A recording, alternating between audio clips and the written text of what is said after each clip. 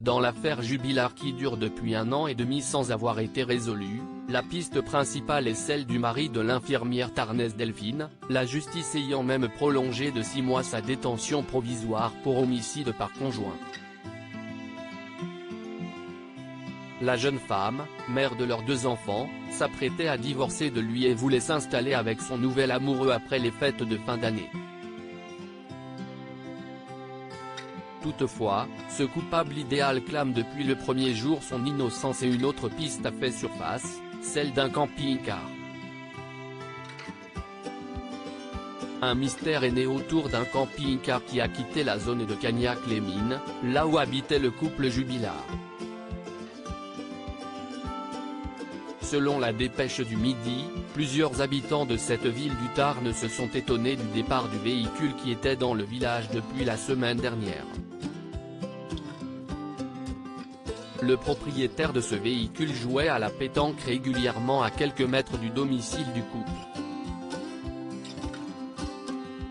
Et étrangement on ne l'a plus revu lorsque cette femme a disparu, a expliqué un homme qui a participé aux recherches.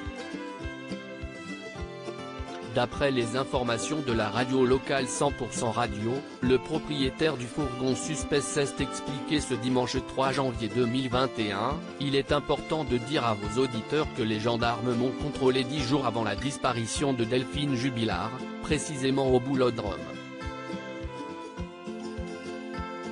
Passionné de pétanque, il a ajouté que sa présence n'était pas une surprise. Depuis plus d'1 an, une majeure partie des joueurs, jeunes et anciens, me connaissaient, et connaissaient mon véhicule.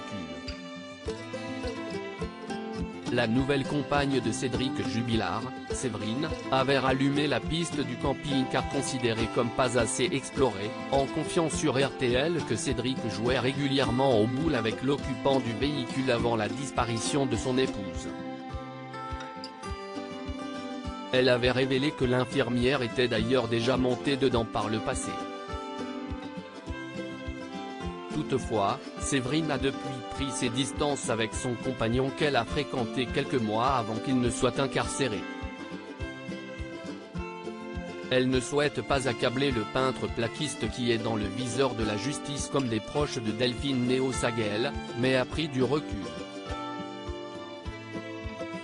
De plus, le bouliste n'avait jamais caché de son côté admis connaître le couple Jubilard. Il avait quitté ce lieu pour retourner dans l'Aveyron et s'est toujours tenu depuis à la disposition des gendarmes.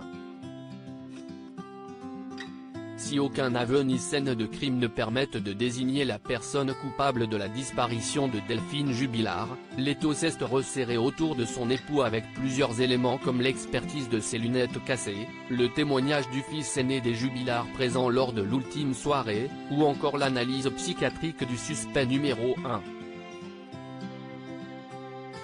De nouvelles fouilles sont prévues par les enquêteurs à partir du lundi 27 juin. Cédric Jubilard reste présumé innocent des faits qui lui sont reprochés jusqu'au jugement définitif de cette affaire.